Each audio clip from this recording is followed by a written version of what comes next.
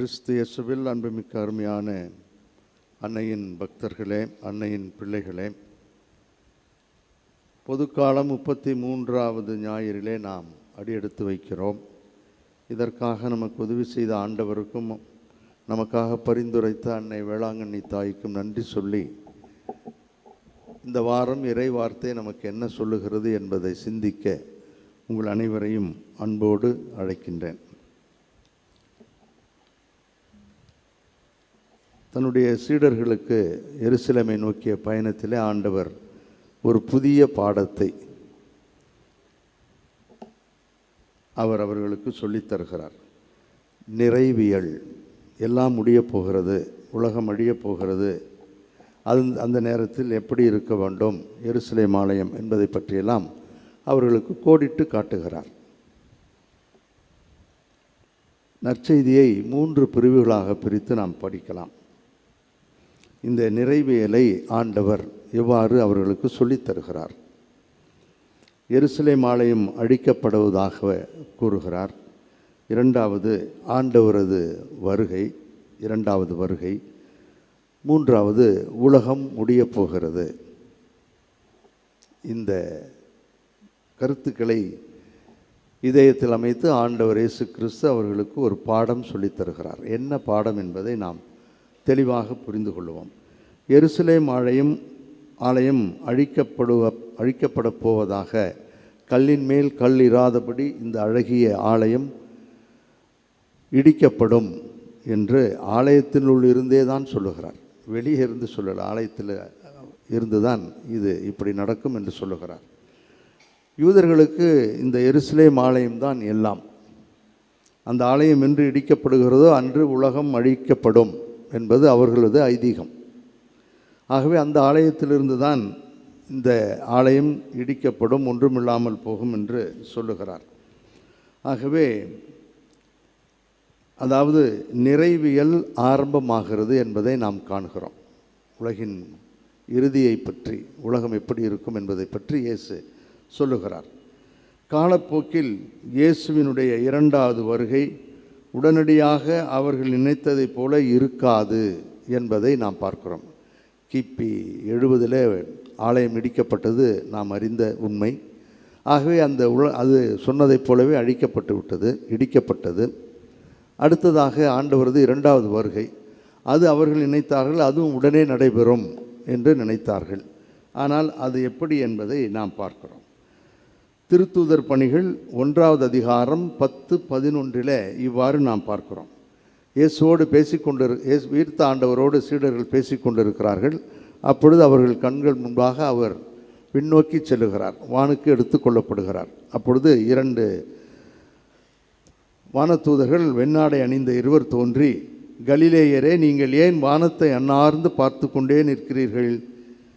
இந்த இயேசு உங்களிடமிருந்து விண்ணேற்றம் அடைந்ததை கண்டீர்கள் அல்லவா? அவ்வாறே அவர் மீண்டும் வருவார் என்றனர். ஆகவே அவர் மீண்டும் வருவார் என்று தான் சொன்னாரே ஒழிய மீண்டும் உடனடியாக வருவார் என்று அவர்கள் சொல்லவில்லை. ஆனால் மக்கள் அதை எப்படி புரிந்து கொண்டார்கள்? அவர்கள் மீண்டும் உடனடியாக வருவார் என்று நினைத்தார்கள். அந்த கோட்பாட்டில் தான் புனித பவுலடியாரும் உடனே ஆண்டவர் வருவார் என்ற ஒரு சித்தாந்தத்தை கொண்டிருந்தால், காலம் போக போக அவரும் அதை புரிந்து கொண்டார். காலமும் நேரமும் ஆண்டவனுக்குரியது. ஆகவே ஆண்டவர் உடனடியாக வரப்போவதில்லை, ஆனால் வருவார் என்ற அந்த நம்பிக்கையை அவர் தன்னுடைய வாசகர்களுக்கு சொல்லுகிறார். நமக்கும் அப்படித்தான் சொல்லித்தரப்பட்டிருக்கிறது. நாமும் அதைத்தான் எதிர்பார்க்கிறோம். இன்று நாளை என்று உலகம் அழியும் என்பது நமக்கு தெரியாது. ஆண்டவர் எப்பொழுது வருவார் என்பதும் தெரியாது. ஆனால் வருவார். 3வதாக உலகம் அழியப் போவதாக சொன்னதும் அப்படித்தான், உடனே அழியப் போவதில்லை. ஆகவே எருசலேம் ஆலயம் அழிக்கப்படும் நாள் முதல் 2ஆம் வருகை உலக முடியும் நாள் வரை இயேசுவின் சீடர்களுக்கு என்ன நடக்கும், நம்பிக்கையாளர்களுக்கு என்ன நேரிடும், அதை எப்படி மேற்கொள்ள வேண்டும் என்ற பாடத்தை தான் ஆண்டவர் சொல்லித் தருகிறார். எப்பொழுது உலகம் அழியும் என்றோ என்று அவர் மீண்டும் வருவார் என்ற தேதியை குறிப்பிட்டோ அவர் பேசவே இல்லை. வருவார், உலகம் அழியும், அவ்வளோதான்.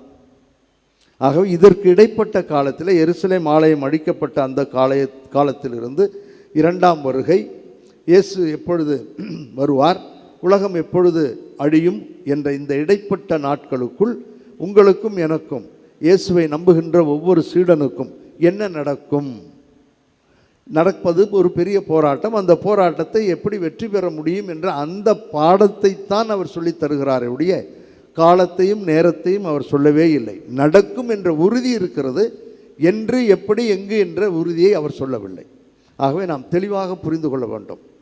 ஆண்டவர் இந்த இடைப்பட்ட காலத்தில் அவர் வருகின்ற நாள், உலகம் முடிகின்ற நாள் என்ன நடக்கும், உங்களுக்கும் எனக்கும் என்ன நடக்கும், எப்படி வாழப்போகிறோம் என்பதை பற்றித்தான் இந்த பகுதியில் அவர் சிறப்பாக சொல்லுகிறார். ஆகவே போராட்டமும் ஒரு வெற்றியை பற்றி அவர் சொல்லுகிறார். அதைத்தான் இங்கு நான் தலைப்பாக கொடுத்திருக்கிறேன். போராட்டமும் வெற்றியும். என்ன போராட்டம்? சற்று விரிவாக பார்ப்போம். வெற்றியையும் விரிவாக பார்ப்போம். என்ன போராட்டம்? தன்னுடைய சீடர்களுக்கு, இறைப்பற்றாளர்களுக்கு என்ன நடைபெறும் என்பதை அவர் தெளிவாக சொல்லுகின்ற போராட்டங்கள். 3 வகையான போராட்டங்களை சொல்லுகிறார். ஒன்று, சமயத்தை, மதத்தை அடிப்படையாக கொண்டு ஏமாற்றுகின்ற ஒரு காலம். நான் சொல்லாமலேயே உங்களுக்கு தெரியும். போலி போதகர்கள் இப்படி அப்படி என்றெல்லாம் சொல்லிக்கொண்டு திரிந்து கொண்டு நானே அவர், நானே வருகின்றவர் என்றெல்லாம், காலம் நெருங்கிவிட்டது என்றெல்லாம் சொல்லி ஏமாற்றியவர்களை நாம் பார்த்திருக்கிறோம். இன்னும் ஏமாற்றுகின்றவர்களையும் நாம் பார்த்திருக்கிறோம். நாமும் அவர்களை நம்பி ஏமாறந்தும் போயிருக்கிறோம். அதையும் நாம் சேர்த்து தான் சொல்ல வேண்டும். அவர் தான் சொன்னாருங்க, இப்படி நடக்கும், இப்படி ஆயிரும், நீ இப்படி செய்யலைன்னா, இந்த காணிக்கையை செலுத்தாவிட்டால், இந்த பழியை செலுத்தாவிட்டால் போச்சுன்னாரு, பயமுறுத்தினாரு. செஞ்சேன், இப்போ எல்லாம் போச்சு என்று இந்த மதத்தின் பெயரால் போலிகள் எவ்வளவு பேர் இருக்கிறார்கள் என்பதையும் அவர் அந்த காலத்தில் இருக்கும் என்று சுட்டி காட்டுகிறார். ஆகவே ஏமாந்து போகாதீர்கள், திகிலுறாதீர்கள் என்ற வார்த்தையை அவர் சொல்லுவார். டு நாட் பி டிசீவ்டு, ஏமாந்து போகாதீர்கள்.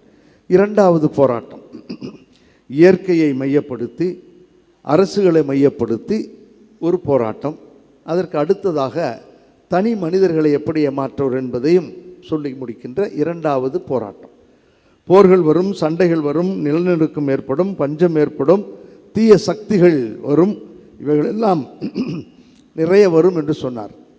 அதில் ஒன்றுதான் நாம் சற்று சில வருடங்களுக்கு முன்பாக சந்தித்த கோவிட். உலுக்கி எடுத்ததை நாம் பார்த்தோம்.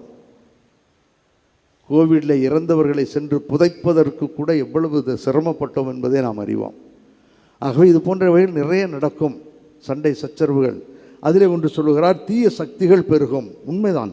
இப்பொழுது பாருங்கள், எங்கே பார்த்தாலும், எங்கே திறந்தாலும், டிவியை திறந்தாலும் சரி, வேறு எதை பார்த்தாலும் கொள்ளை, கொடுமைகள், பாதுகாப்பின்மை என்று சொல்லுகிறார்கள். தனி மனித ஒழுக்கம் இல்லை, அதை பற்றி யாரும் பேசுவதற்கு தயாராக இல்லை.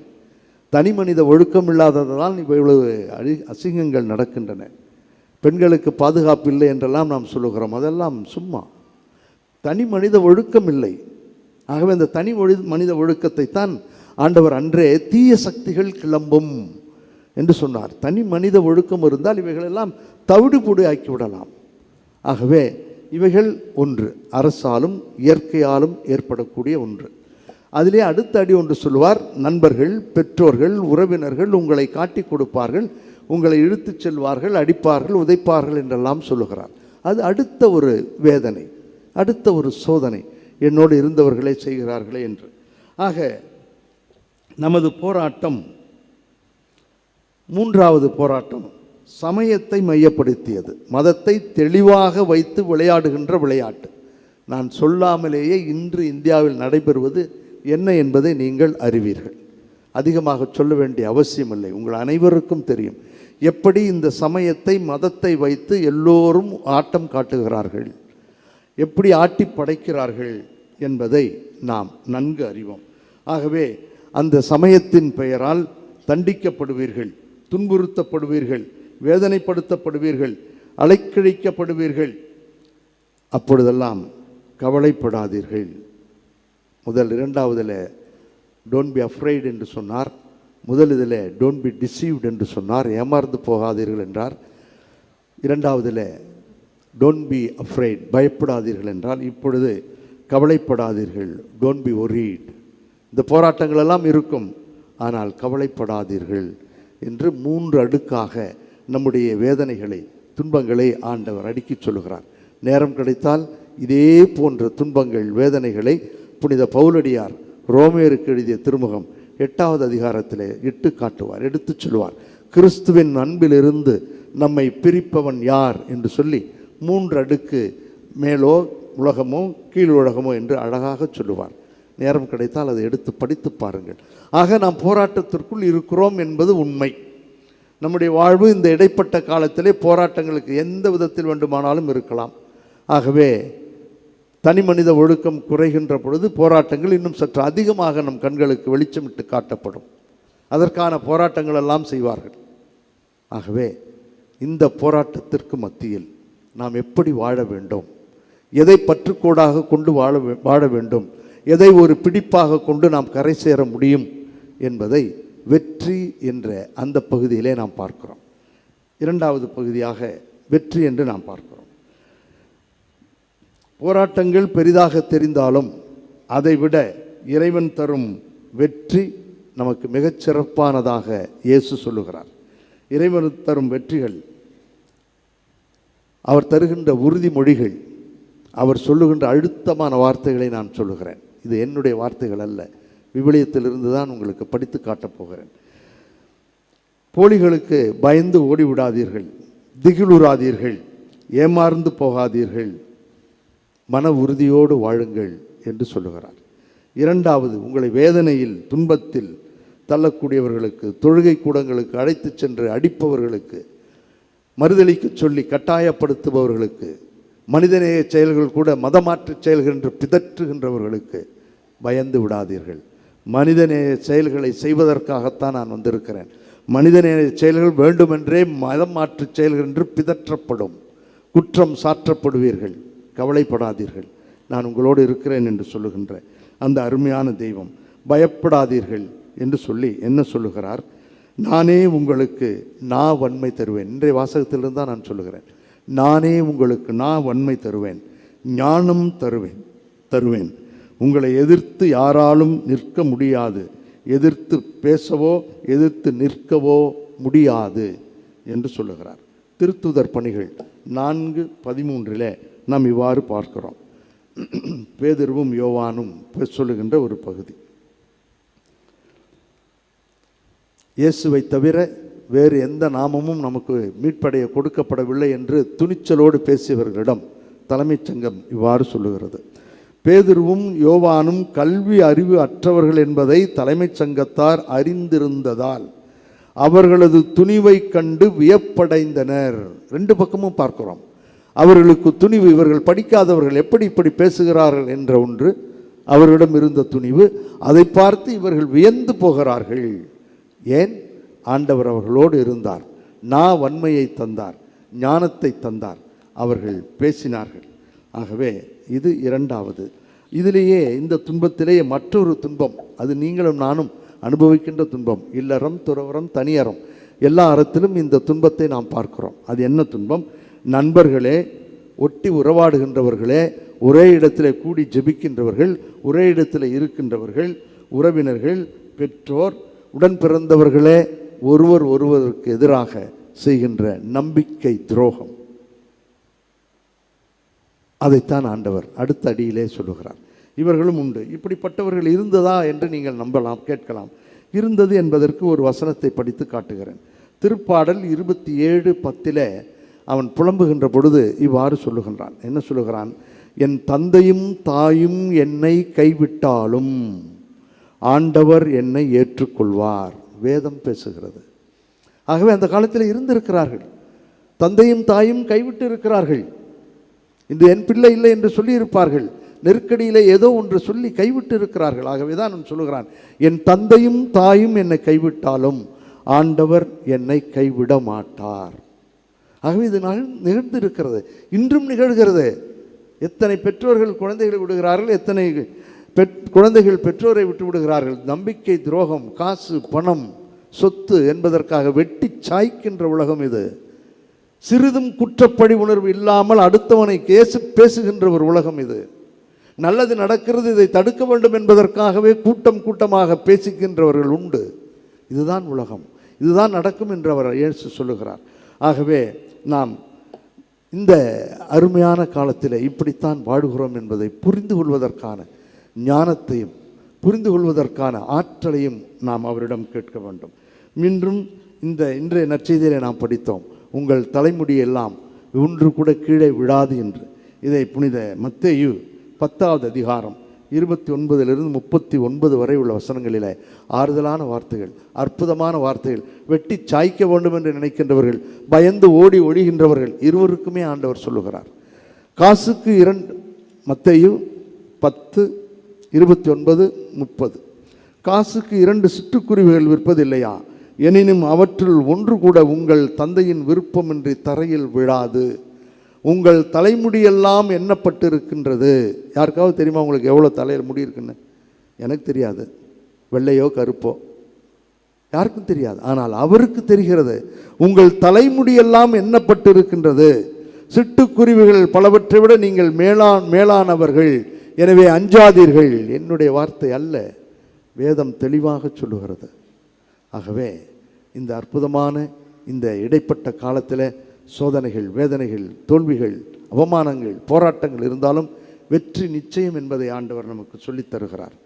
இன்றைய வாசகத்தினுடைய இறுதியிலே நாம் படித்தோம், மன உறுதியோடு இருந்து நீங்கள் வாழ்வை காத்துக்கொள்வீர்கள் என்ற அதே வார்த்தையை அச்சுறுத்ததைப் போல எபிரேயருக்கு எழுதப்பட்ட திருமுகம் 10வது அதிகாரம் 39வது வசனத்தில் அழகாக சொல்லுகிறார் அதனுடைய ஆசிரியர்.